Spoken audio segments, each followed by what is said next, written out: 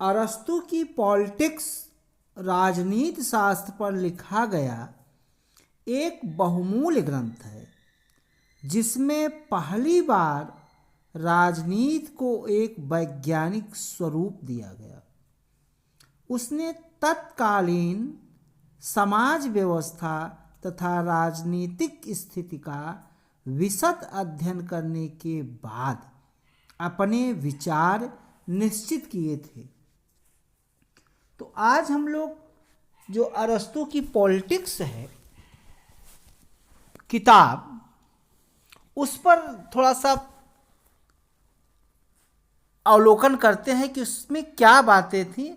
और यह सब्जेक्ट जो है BA political science, MA political science, तमाम प्रतियोगी परीक्षाएं टीजीटी पीजीटी में पूछा जाता है यहाँ से। तो पॉलिटिक्स 8 भागों में विभाजित है, जिन्हें विषय की दृष्टि से बारकर के अनुसार 3 वर्गों में बांटा जा सकता है। पहले वर्ग में पहली, दूसरी तथा तीसरी पुस्तकें हैं। पहली पुस्तक में राज्य की प्रकृति, राज्य के उद्गम और आंतरिक संगठन तथा दास प्रथा का वर्णन है। दूसरी पुस्तक में प्लेटो जैसे विचारकों द्वारा प्रतिपादित आदर्श राज्य एवं स्पार्टा, क्रीट, कार्थेज आदि तत्कालीन राज्यों की समीक्षा है। तीसरी पुस्तक में राज्यों का वर्गीकरण, नागरिकता में न्याय के स्वरूप का विवेचन है। दूसरे वर्ग में चौथी, पांचवी और छठी पुस्तकें हैं। चौथी पुस्तक में विभिन्न प्रकार की वास्तविक शासन प्रणालियों का, पांचवी पुस्तक में विभिन्न शासन प्रणालियों में होने वाले वैधानिक परिवर्तनों और क्रांति के कारणों का परिणाम प्रतिपादन है, तथा छठी पुस्तक में वे उपाय दर्शाए गए हैं जिनसे लोकतंत्रों और अल्पतंत्रों को सुस्थिर बनाया जा सकता है। तीसरे वर्ग में 7वीं और 8वीं पुस्तकें हैं। इनमें आदर्श राज्य और उसके सिद्धांतों का विवेचन किया गया है। सेवाइन का विचार है कि पॉलिटिक्स हमें अरस्तु की राजनीतिक विचारधारा के 2 चरणों को प्रकट करती है, जो एक दूसरे से काफी दूर हैं। इनसे यह भी पता चलता है कि अरस्तु ने प्लेटो के प्रभाव से मुक्त होने का प्रयास किया है। इसी बात को अधिक तरह से यूं कहा जाए कि अरस्तु ने अपनी स्वतंत्र विचारधारा के निर्माण का प्रयास किया है। प्रथम यह कि अरस्तु स्टेट्समैन और लाज के अनुकरण पर एक आदर्श राज्य का निर्माण करना चाहता है और इसे ही राजनीतिक दर्शन का मुख्य ध्येय समझता है। वास्तव में अपने ग्रंथ पॉलिटिक्स में आदर्श राज्य की स्थापना तथा यथार्थ का विश्लेषण एक ही साथ कर अरस्तु ने एक नवीन राजनीति विज्ञान को जन्म दिया है। अरस्तु के राजनीति के इस नवीन और व्यापक विज्ञान में न केवल राज्य का नैतिक उद्देश्य शामिल है, वरन उसमें उसके सामाजिक तथा राजनैतिक तत्वों, वास्तविक संविधानों, उनके सम्मिश्रण और तद्जनित परिणामों का एक अनुभव गम्य अध्ययन भी शामिल है। राजनीति विज्ञान की परिभाषा और क्षेत्र को इतना विस्तृत कर इस विज्ञान में अरस्तु की सबसे बड़ी देन है। जेलर के शब्दों में अरस्तु की पॉलिटिक्स प्राचीन काल से विरासत से प्राप्त होने वाली एक सर्वाधिक मूल्यवान विधि है। और राजनीति विज्ञान के क्षेत्र में प्राप्त होने वाला महानतम योगदान है। पॉलिटिक्स ने अरस्तु को आधुनिक राजनीति शास्त्र का एक महान प्रणेता बना दिया। अरस्तु के राज संबंधी विचार। पॉलिटिक्स की प्रथम पुस्तक में अरस्तु ने राज संबंधी सिद्धांतों का वर्णन किया है। उसके राज संबंधी विचार इतने सुव्यवस्थित हैं कि अरस्तु के 2500 वर्ष बाद आज भी उनकी प्रामाणिकता को स्वीकार किया जाता है। उसके राज संबंधी सिद्धांतों के कारण ही उसे राजनीति के नवीन विज्ञान का प्रतिपादक माना जाता है। अपने गुरु प्लेटो के समान ही उसका लक्ष्य भी सोफिस्टों के इस मत का खंडन करता है कि राज्य एक परंपरा जनित संस्था है जिसका अपने सदस्यों की आस्था पर कोई वास्तविक अधिकार नहीं है। अरस्तु यह सिद्ध करना चाहता है कि राज्य का जन्म विकास के कारण हुआ है। यह एक स्वाभाविक संस्था है। इसके उद्देश्य और कार्य नैतिक हैं तथा यह सभी संस्थाओं में श्रेष्ठ और उच्च है। अरस्तु के राज्य विषयक विचारों को निम्नलिखित प्रकार से विवेचित किया जा सकता है। राज्य का प्रादुर्भाव। अरस्तु के अनुसार राज्य का निर्माण व्यक्ति या व्यक्ति समूह ने जानबूझकर और सोच विचार कर किसी भी काल में नहीं किया। राज्य एक प्राकृतिक संस्था है जिसका जन्म और विकास प्राकृतिक रूप से हुआ है। वह कहता है कि मनुष्य एक राजनीतिक प्राणी है जो अपने स्वभाव से ही राजकीय जीवन के लिए बना है।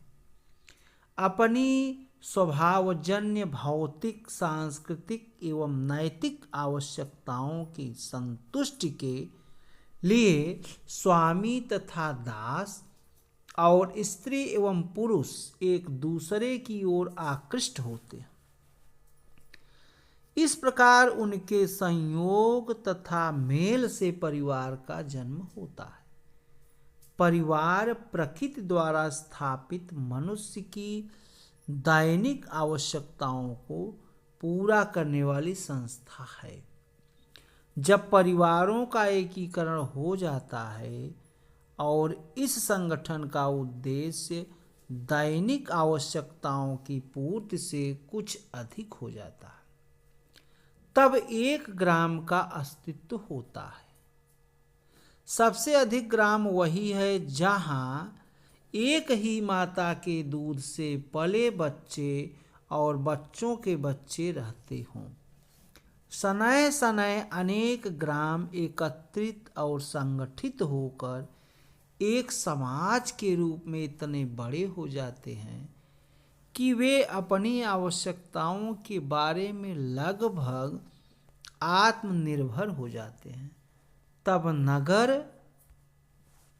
अथवा राज्य का जन्म होता है। इस प्रकार राज्य का जन्म मनुष्य की भांति मूल आवश्यकताओं की पूर्ति के लिए होता है और वह इसलिए कायम रह पाता है कि उसमें व्यक्तियों का श्रेष्ठ जीवन संभव है।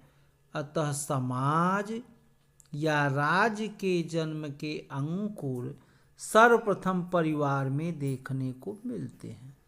इन्हीं कारणों के शनैः शनैः विकसित एवं प्रस्फुटित होने से अंत में राज्य का उदय होता है। स्वयं अरस्तु के शब्दों में राज्य प्रकृति की उपज है और व्यक्ति अभाव से ही राजनैतिक प्राणी है। जो व्यक्ति अपनी प्रकृति से न कि संयोग से बिना किसी राज्य के जीता है, वह मनुष्य की श्रेणी से या तो ऊपर है या नीचे। अरस्तु के उपरोक्त विचारों से उसका यह मत स्पष्ट होता है कि राज्य विकास का परिणाम है और इस विकास का क्रम परिवार से आरंभ हुआ है। यौन संबंध एवं अन्य आवश्यकताओं की पूर्ति के कारण नर नारी इकट्ठे रहते हैं। भौतिक पदार्थों को जुटाने के लिए दासों को काम पर लगाया जाता है, जिसमें स्वामी सेवक के संबंधों की उत्पत्ति होती है।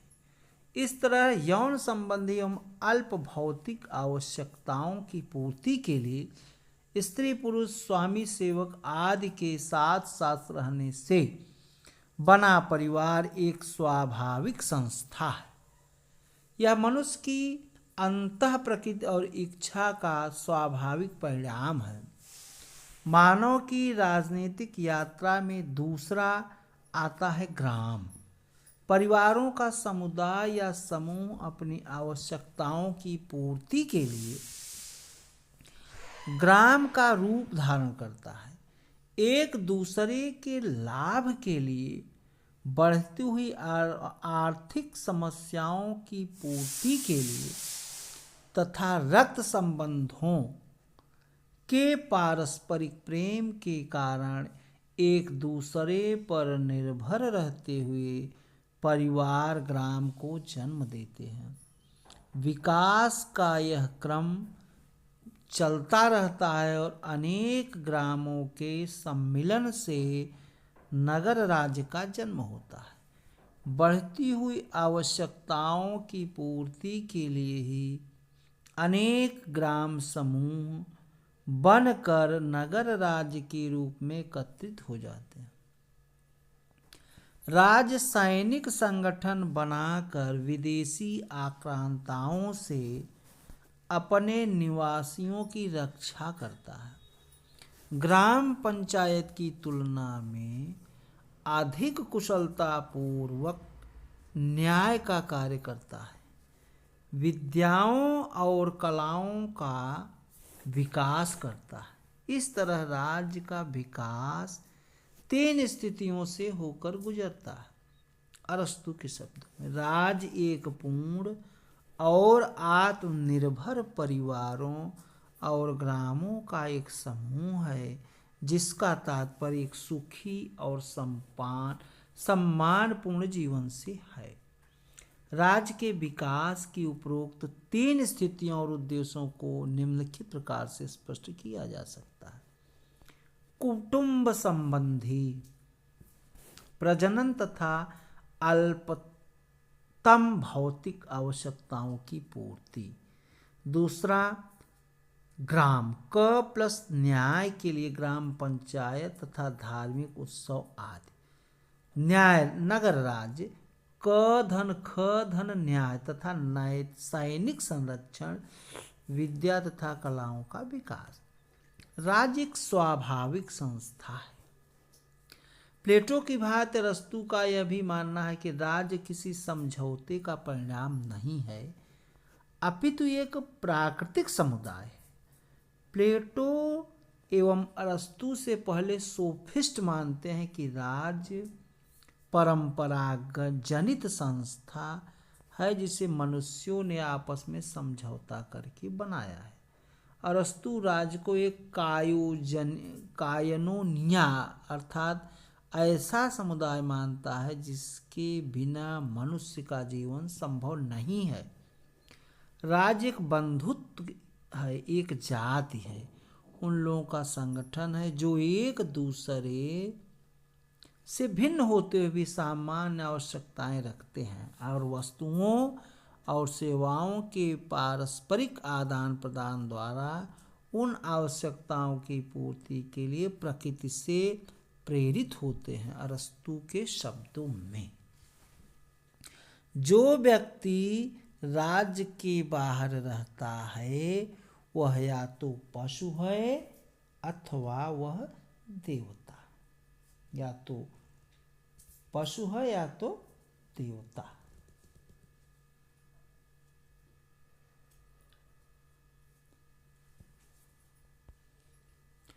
राज्य